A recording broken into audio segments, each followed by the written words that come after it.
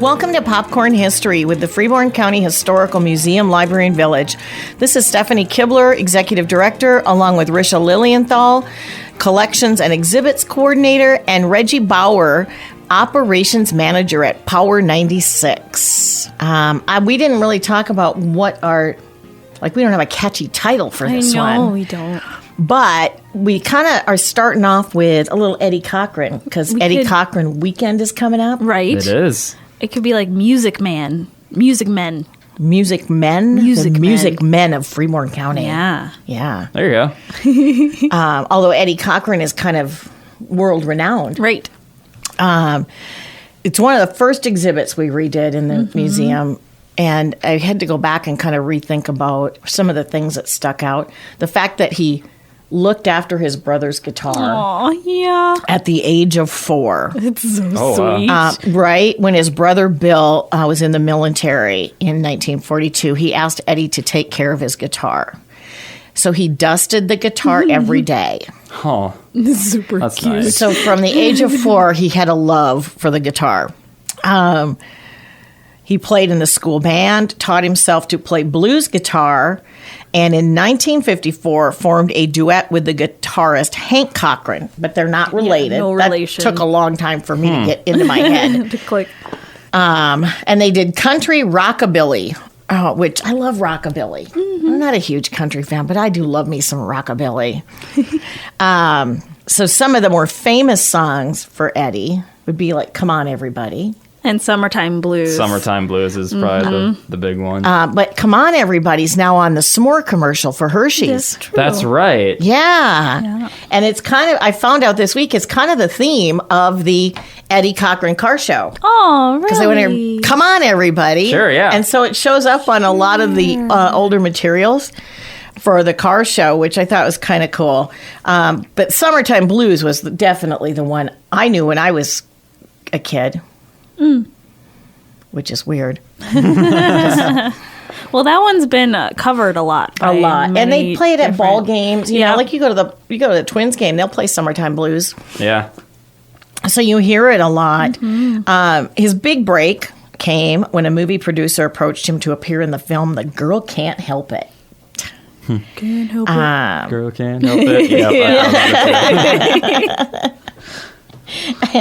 And I like this. So this, I think, was a Wikipedia thing, but it was such a weird way to talk about somebody, which featured his frenetic, and in parentheses, fast and energetic, in a rather wild and uncontrolled way. Which I don't see that. And maybe it's because growing up with different genres, people now seem a little more Oh, we're so much looser now. fast, Oh, yeah. energetic, and rather wild and uncontrolled. Well, that was around the time, Elvis was doing his hip thrust, Oh, and people God. were like, oh, The scandal. Oh my gosh, right. Well, Elvis could shake those hips. Huh? Well, and you see Eddie Cochran and him, the pictures of him with his shoulders up. So he's move, yeah. moving Yep, up and down. Yep. Who was, I'm drawing a blank. I can see him clear as day. The guy that had the show, he had all the music groups on. Ed Sullivan Show. Oh, yeah. That was kind of a breakthrough, I think, for people seeing rock music and Oh, how people sure. danced Yep. and kind of changed the way people Perceived looked at it. Yeah. And sadly, Eddie died at the age of 21. Yeah. Not long after becoming successful Right. in the UK in a car accident. It is said that he pulled his girlfriend into his lap to shield her, and she survived. Yep. Yeah, which is She and Gene Vincent both survived that car crash, and Eddie was rushed to the hospital. Yeah. But didn't survive. Yeah, it's very tragic. Yeah. Very well loved, though, here in Freeborn County. Oh, yes. His family is, and in the UK still to this day. Yeah. His family is very involved with getting items into the museum, and I know his sister's working on getting us a few more Oh, nice. things, articles, and some other memorabilia, I believe, is what she's planning to send. So that exhibit will get a little refresh down the road when those come in. He's credited for influencing the Beatles, the Rolling Stones, The Who. Who else?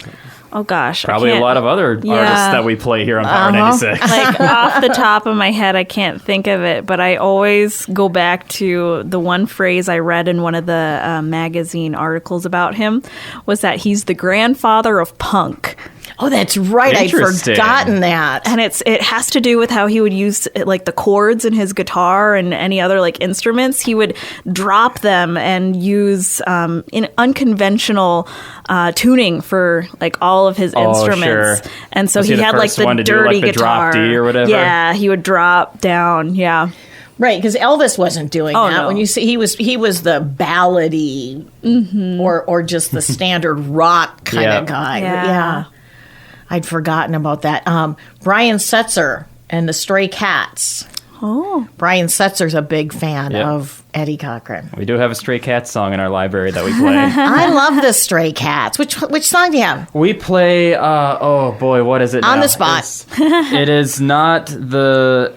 There's another one. I think it's, it's on the... Rock This Town. Oh, sure. Yeah. I know that one. That's not my favorite one, though, but Stray Cat Strut is always a fun one. I think that might be buried deep in the library somewhere. You have to pull it out, dust it off. Well, now you're going to have to put in a little Summertime Blues or a little Come On Everybody. Oh, yeah. So in 1987, Eddie was inducted into the Rock and Roll Hall of Fame, which that seemed to take a long time, didn't it? Do you know why? I couldn't tell you. I was just curious. I didn't find anything on that either. I don't know if it might be because he really was very, very popular in the UK more Could so be. than the US. Maybe. And so it took a while for him to like get back over here, I guess, especially because Elvis was so big here, so he probably overshadowed a little bit. And that's like 27 years after he died. So, I mean, Right. that's a long period of time to wait for that to be inducted.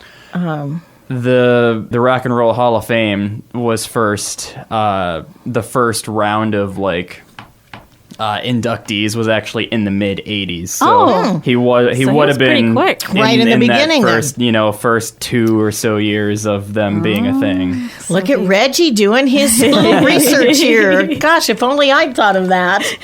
He's a blitz researcher. Didn't even think to go through and look at the Rock and Roll Hall of Fame. Some of these things you just feel like have been around forever. Right. Yeah. Like I was an adult then when that came to be a thing. Yeah. That's weird. Right? Weird. Yeah. Would have thought that would have been around a lot longer. I don't know. I got nothing else. Oh, okay. I mean, I was just kind of... Eddie Cochran just stuck out. It's been on my mind just because I'm working on Eddie Cochran Car Show and Music Festival, and we have kind of a modified car show. Oh, and again, yep. Music. COVID. We'll take the festival right out of there because it's the white sidewalls. Oh, sure. But this is our third time planning the event. Yeah. Since 2019. So it's been planned and canceled, planned and canceled, planned. So it's a modified version, but we're looking for good weather, good times. It'll still be good. Yeah. So come on, everybody. Whoa. Cheesy. Right up in that. I had one other thing I forgot to add. I wanted to give a shout out, though, to the Low Bucks Car Club. Aw. They started the Eddie Cochran Car Show and Music Fest 35 years ago. Wow. Right? So this is a 35-year... It's been happening for 35 years. Does that include last year? Is this Well, it does include last year. It started in '86. Yes. And in 2011, they turned it over to the Freeborn County Historical Museum. Okay. But yeah, so 35 years ago, they started this car show, which is, I'm sure they thought it started as a small little car show, and now it's one of the bigger ones in the region. Yeah. So I think, I just want to make sure I give a shout out to them because, God, what a great thing they've done for the community, bringing in the number of people they bring in with it. Sorry. No, you're good. You mentioned Eddie Cochran, and I kind of went on a music tangent because we've got a lot of instruments up in that area with Eddie Cochran because he's got that area, and then just outside of it, it goes into our timeline, but then also our other musical instruments. And in that has a Hardanger violin, which has a hand-carved wooden case with it, and it was played by Dr. Sneve, who I have seen him a lot in our different places in the museum. Like he popped up there, and then he's a doctor, so he's in like the medical area, and he also commissioned a portrait of Mrs. Meehan. That's right. For her husband, or soon-to-be husband. It was like for their wedding. It was a wedding gift. And so he just kind of popped up in these odd places. And I was like, okay, what is this guy? Who is this guy? And when I asked Linda, she said they hadn't really done a full profile of him. You know, they have little snippets of him in different places. And as she pulled it for me, she said, we should keep our eye out for more on him because he's around a lot. So it's kind of like this person that is coming out of the cracks for us. Really is, because when you said Dr. Sneve, I said, huh? Right. Who? Yeah. Where'd he come from? Yeah. And I just kept seeing his name. And so I was like, I need to find out more about this guy. And I know this is a podcast, so you guys listening here cannot see this, but I brought a photo of our Hardanger violin here, and it's got that. Oh yeah, that's the case I love. It's super carved. Does that have the mother of pearl too on the handle, on the neck of the? Yes. Yeah. Yep. It's very detailed on the violin handle. It's very detailed, and like the head of it is also like a carved like face and mouth. Like I don't know if it's like canine or something. That's hard to see in the photo, though. Yeah, look at one of the ones on top, I see that.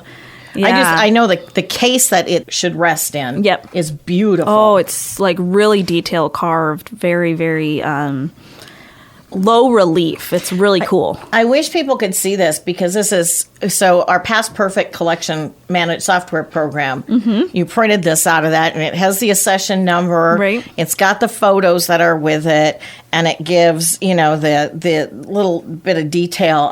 It's such a slick way for us to be able to look at an artifact in a collection item that we've got. The one thing I wish it did have was the description with it. But right. That's something that I think is down the road for them to fix. Probably. But yeah, so I looked into this guy. He was Haldor Sneve. Haldor. And he was born in Albert Lea. Sounds like he should be on Lord of the Rings. Oh my gosh. Haldor. I was thinking Game of Thrones. Or Game of Thrones. But that's like Hodor. So he was born in Albert Lea, October 27th, 1865. So he was one of the early residents here. Wow. And probably one of the first one of the first babies, born, right? Yeah. And his father was Peter, his mother was Anna. They both came from Norway. Peter was an architect there, carpenter and architect. So Haldor attended Albert Lea Public Schools, the country schools here. And he went to Minnesota Academy, which is now Pillsbury College in Owatonna. It's actually no longer Pillsbury College. Now it's changed again. Pillsbury College closed, and it is, Pillsbury Academy, maybe?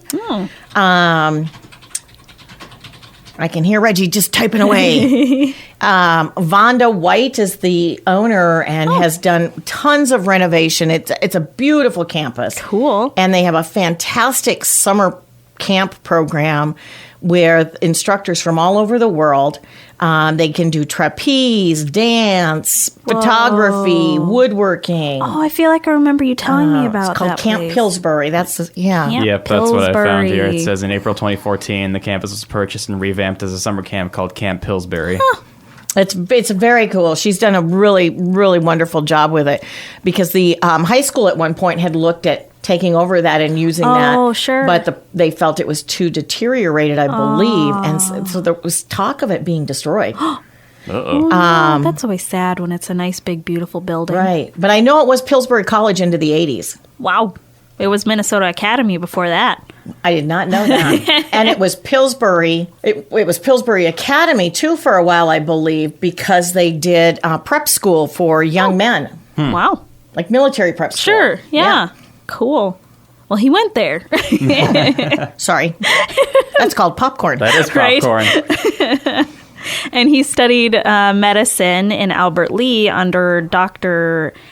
A.C. Wedge and H.H. Wilcox. And then he graduated from the Medical College of Ohio in 1887, and he served for a year as an assistant surgeon and third assistant physician, and that was at the Dayton Hospital for the Insane for 2 years. And then he returned to Minnesota, and he did some more practices of medicine and surgery, and eventually began an independent practice in North Minneapolis. And yeah, he kept on working with that. He then, in 1896, lectured at the University of Minnesota as a clinical mental and nervous disease expert. And he continued to do that for a while. That doesn't sound like something I'd want to be an expert in. Right? At first, when I heard nervous disease, I thought the disease was nervous. And then I realized Like I know it has to nervous. do with like your nerves. Your nervous system. What we know now is anxiety, probably, right? Oh my gosh, yeah. But no, like your nerves. Like not like Oh, your not like your not nerves, mental nerves, but but like your your- actual Right. nervous. I went Like to your nervous I get it. system. I went to mental health because he did worked the at mental, yes, at but the- he at the- also okay. Yep. I'm caught up now. In 1886, he married Catherine Stickney. And there's an article from Chicago talking about how his mother-in-law was brought there for a cancer in her stomach. And in the obituary, it specifically names her son-in-law, Dr. Sneve, and it said that he made a point to be by her side through that. Oh, And that's so, like, really sweet. He was named specifically in her obituary, you know. That's unusual. Yeah.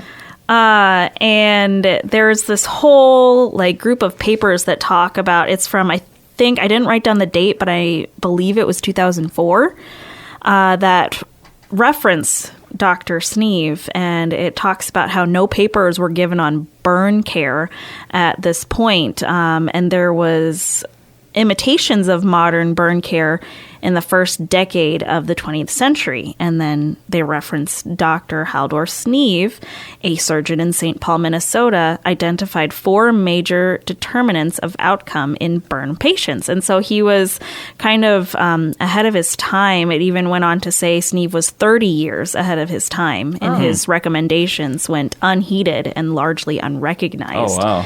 Even though he was right, they're saying people should have listened to this guy, and we probably would have been even more advanced in burn care than we are. He was doing a lot of like skin grafting and stuff already back in the late 1800s. Wow.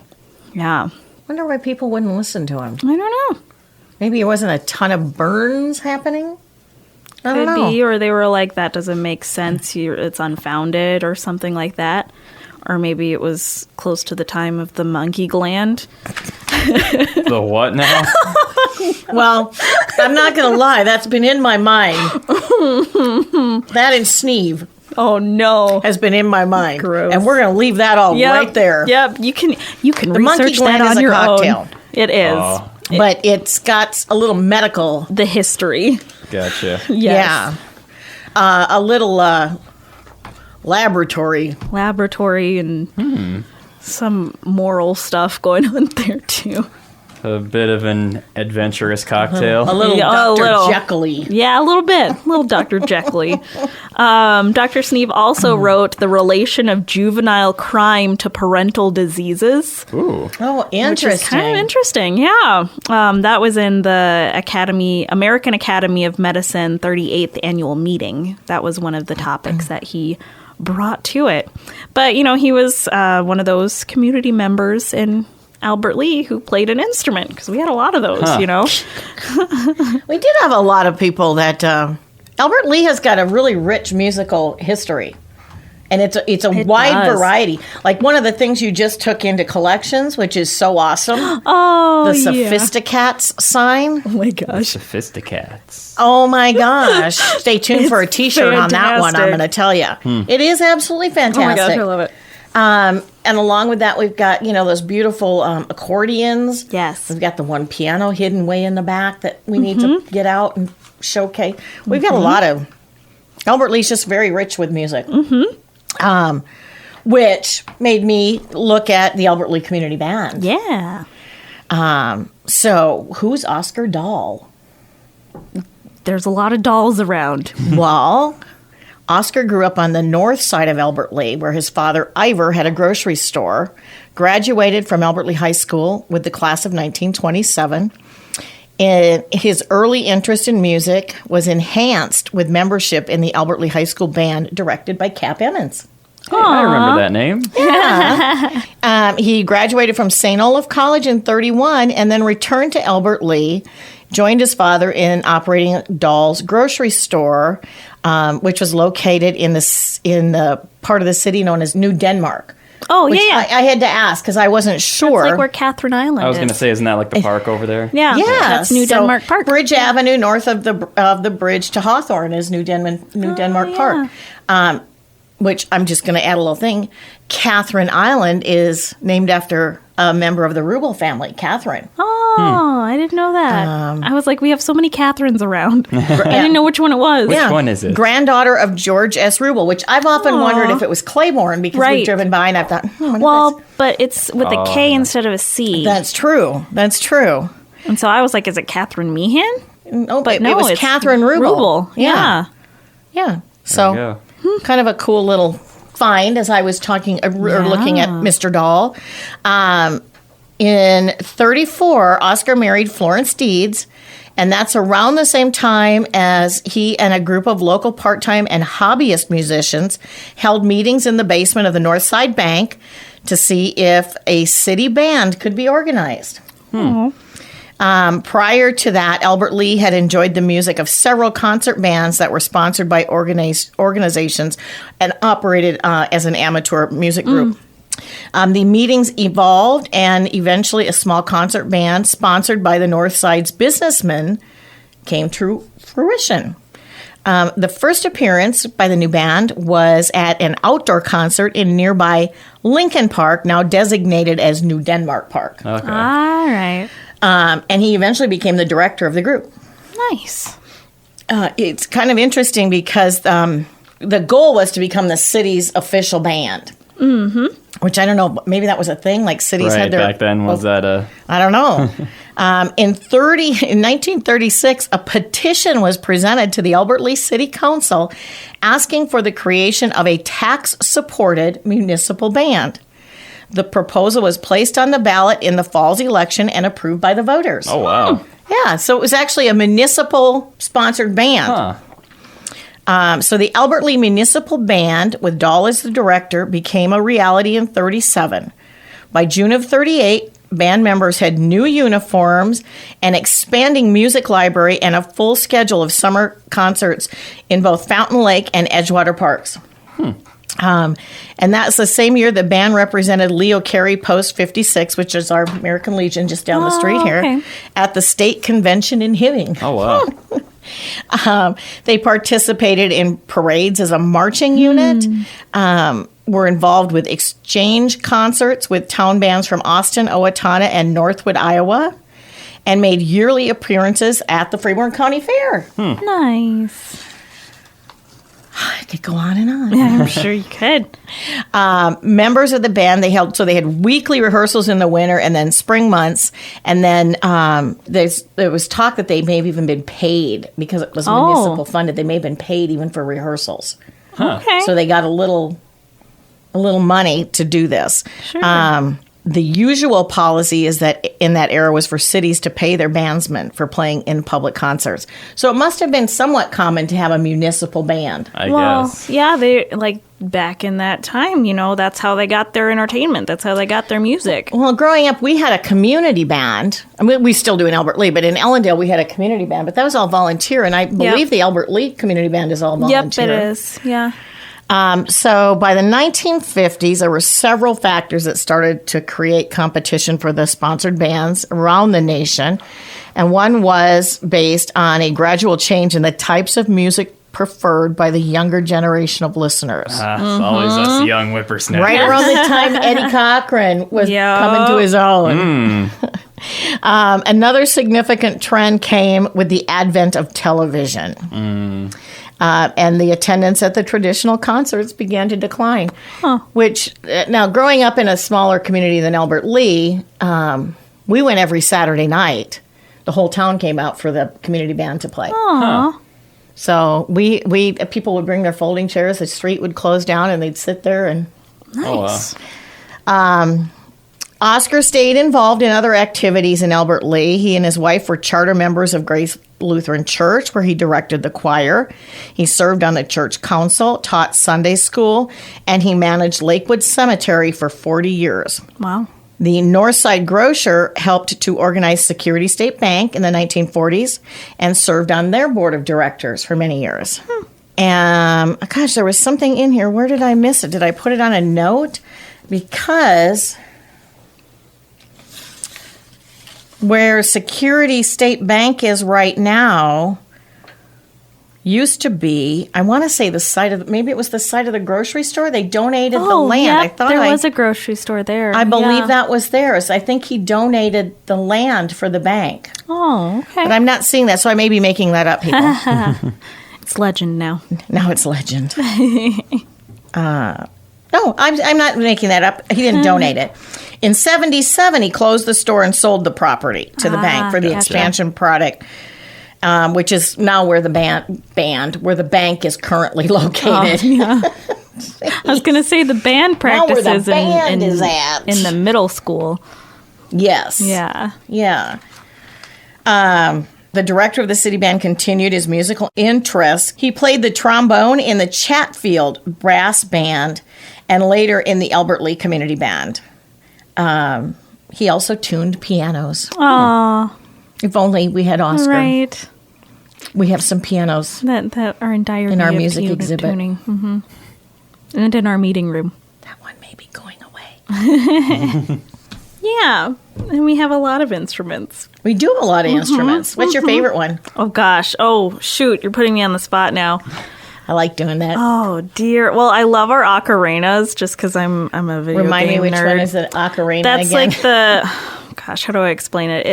It's a wind instrument, that it has the little like finger holes on it, and it's like really small, and it's got this little like protruding little like tunnel thing that you blow through. Oh, it kind of looks like a piccolo, but it's not a piccolo. It's a lot fatter than a piccolo.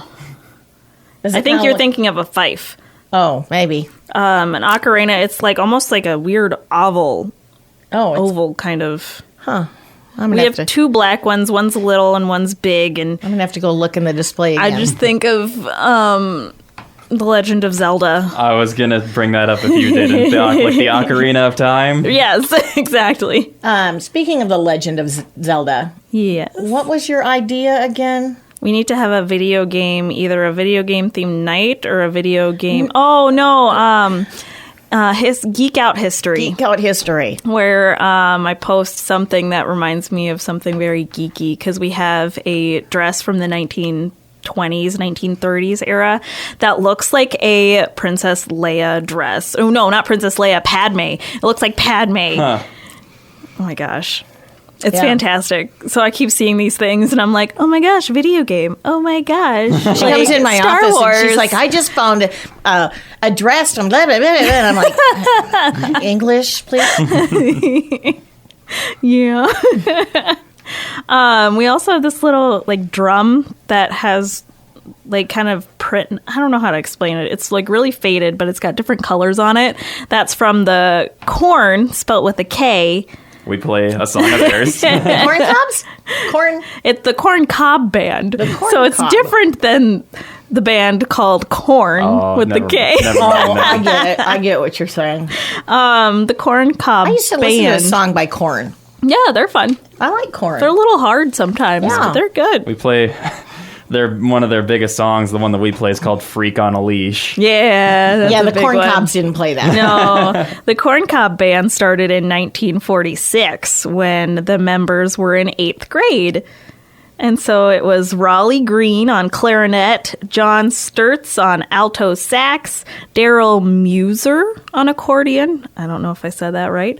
But then Bill Kuchera on cornet, Roger Naylor on trombone, Elsie Bergstrom on washboard and drum. So we have Elsie's drum. And they gave credit of inspiration to their teacher, Marjorie Hanson, and also the legendary Cap Emmons. They played at Albert Lea High School and other high schools in Freeborn, Keister, and Austin. And they also played in the Spanish dining room at Hotel Albert. They played polkas, waltzes, and schottisches. Schottisches. Mm-hmm. That's a word. Yeah, it is. Yeah. And what's a schottisch? It's a style. Like, well, I know polka. Right. Polka's the 1, 2, 3, and 1, 2, 3, you know. I don't know how to explain schottisch. Okay. I can't help you there. We might have to find somebody to come look do it some up. Dance lessons. Yeah. That's all I really had, unless you wanted me to explain the difference between a concertina and an accordion. Yeah, explain that. Oh, okay. So a concertina... I'd like to know. Did you know there's a difference? I did not. I thought they were all just accordions. I know what a concertina band is. I thought they all played accordion. Well, I guess in our vernacular and now just how we say it colloquially, most of the time people do say just that concertinas are accordions, but there's actually a technical difference. So the concertina is not an accordion. It has buttons for their notes on both ends of the instrument, and the buttons like press the same way as you move the bellows in between. And concertina buttons are, so same concertina buttons are pushed into the instrument and travel the same way as the bellows. The accordion button are called bass, are pushed perpendicular to the bellows. So like they're pushed I see what you're saying. They have, you know, like they usually have that the like keyboard on the side. So those are pressed like towards yourself instead of pressed in towards the bellows. Okay. And another difference is that most accordions are capable of playing an entire chord, but concertina buttons are only one note at a time.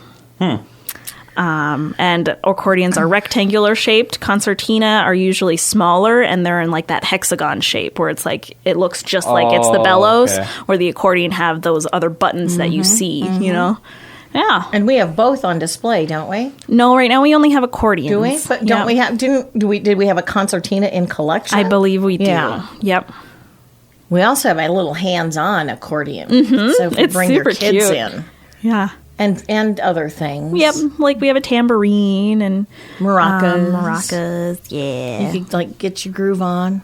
Yeah, well, I mean, music ignites all areas of child development and skills for school readiness. There's my little plug for You music. just kind of pulled that out of thin air, folks. Wow. No, I mean, that is true. When I was a kid, I remember my mom had some sort of, I think it was called like Smart Symphonies or something, but it was like a CD. Oh, that, like, yeah, it yeah. had like a little baby with like the composer stick or whatever, and there was like funny musical notes coming out of it, and there was a Yes. CD. The CD had like some Bach and like Beethoven, and the guy that wrote that morning song, I can't remember his name off the top of my head. Oh. Yeah, I guess that would have been around the time, if not before, that they started figuring out that, I don't know if it's just classical music or any music in general, but supposedly it had like a positive effect on like your brain development or something when you're a baby. I'm going to guess it's not any music because, like, I don't know. I would say most music. Most music, but I'm thinking there's some really good headbanger music that I'm thinking I'm not going to hook my toddler up to. Could have been just that I had a certain toddler that might have. I mean, yeah, headbanger Really wouldn't have been ran my with it. thing. Heavy metal. Some Metallica, some Rage Against the Machine. Oh, I had Rage Against the Machine. I listened to that. My son would have been a teenager at the time. Korn. I so tired of the Rage Against the Machine beat. Yeah. Well, I mean, it promotes group learning and practices social skills and turn taking and cooperation. It That also makes sense. Yeah. the creativity. Yes. And I think I don't care if you're a toddler or if you're retired. I think music stimulates your Oh, creativity. yeah. Another thing I like about it too is that it doesn't really, it's like its own language. It doesn't matter what like wordy language you speak. True. It all sounds the same to your ear because it's, you know, frequencies and not words. I always think it's interesting. Excuse me. People, I can listen to almost any music. Now, there's some I like way more than others. Yeah. But you'll have people that say, "Oh, I hate, Oh, yeah. country," or "I hate rap," or "I." Right. Well, wait a minute. There's always exceptions to these statements. You just aren't thinking about it. It's say. because I think no matter what's on, usually I can, get a little rock going and get your groove on. Yeah. Even a popcorn machine creates some music. That's very true. The rhythm. It is.